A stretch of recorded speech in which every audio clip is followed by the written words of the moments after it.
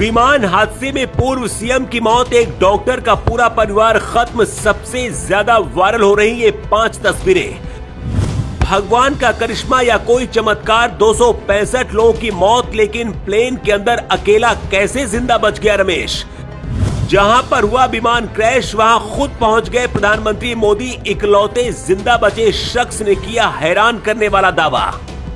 विमान क्रैश के बाद ऐसी हालत हुई कि कोई भी बाहर नहीं निकल पाया। अपनी बेटी से मिलने जा रहे पूर्व सीएम की भी मौत हो गई। लंदन में शिफ्ट होने जा रहे एक डॉक्टर, अपने पत्नी और बच्चों के साथ पूरा परिवार खत्म हो गया। प्लेन का पायलट और एयर होस्टेस भी नहीं बची, लेकिन प्लेन में बैठा एक शख्स रमेश कैसे बच गया। लोग इसे भगवान का चमत्कार और करिश्मा बता रहे हैं, लेकिन रमेश ने जो बताया है, जो खुलासा किया है, वो बहुत हैरान करने वाला है। विमान से जिंदा बचे रमेश ही असली कहानी जानते हैं कि क्रैश के वक्त विमान के अंदर क्या क्या हुआ। आखिर वो कौन सी टेक्निक थी जिसकी वजह से रमेश ने अपने आप को बचा लिया। लेकिन उससे पहले उन 5 तस्वीरों की बात करते हैं जिनकी सबसे ज्यादा चर्चा हो रही है। ये पहली तस्वीर डॉक्टर प्रतीक जोशी की है। प्रतीक अपनी पत्नी और बच्चों के साथ लंदन जा रहे थे। हादसे से 2 मिनट पहले प्रतीक ने अपने परिवार के साथ सेल्फी ली थी और कुछ सेकंड बाद प्लेन क्रैश हो गया। इस प्लेन में गुजरात के पूर्व मुख्यमंत्री विजय रूपाणी भी थे, जो लंदन अपनी बेटी और पत्नी से मिलने जा रहे थे। इसी तरह से बाकी परिवारों की कहानियां भी हैं, लेकिन इकलौते जिंदा बचे इस शख्स की कहानी सबसे अलग है। इस फ्लाइट से इकलौते जिंदा बचे रमेश विश्वास का परिवार ब्रिटेन में रहता है। रमेश विश्वास अपने भाई अजय के साथ इस फ्लाइट में सफर कर रहे थे। जिस सीट पर रमेश विश्वास बैठे थे उस सीट का नंबर है 11A। रमेश विश्वास का कहना है कि अचानक से प्लेन में धमाका हुआ और फिर उनकी आंख बंद हो गई। जब आंख खुली तो मुझे लगा कि मैं मर गया, लेकिन मैं जिंदा था। रमेश विश्वास का कहना है कि चमत्कार है कि सिर्फ अकेला मैं बच गया। रमेश विश्वास जिस 11A सीट पर बैठे थे वो इमरजेंसी एग्जिट सीट थी।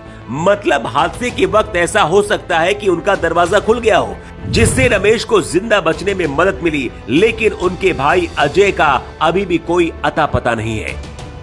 इसी तरह से 8 साल पहले एक चमत्कार हुआ था।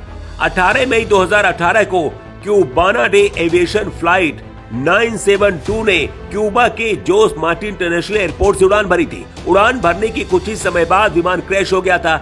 इस विमान में सभी क्रू मेंबर और पायलट सहित 113 यात्री सवार थे, जिनमें से 112 लोगों की मौत हो गई थी, लेकिन मिलन डियाज की जान बच गई थी। ये ठीक वैसे ही हुआ था जैसे एयर इंडिया की फ्लाइट से अहमदाबाद हादसे में रमेश जिंदा बचे। इसी तरह से 8 जुलाई 2003 को सूडान एयरवेज की फ्लाइट 139 ने सूडान के एयरपोर्ट सूडान से उड़ान भरी थी। विमान में 117 लोग सवार थे। हादसे में 116 लोगों की मौत हो गई थी और मोहम्मद अल फतेह नाम का 2 साल का एक बच्चा जिंदा बच गया था। शायद इसीलिए कहते हैं कि जिसकी जिंदगी में जो लिखा है वो होकर रहता है। 265 लोगों की मौत हो गई है। विमान का स्टाफ और पायलट भी जिंदा नहीं बचे, लेकिन रमेश खुद अपने पैरों पर खड़े होकर जिंदा बच गए।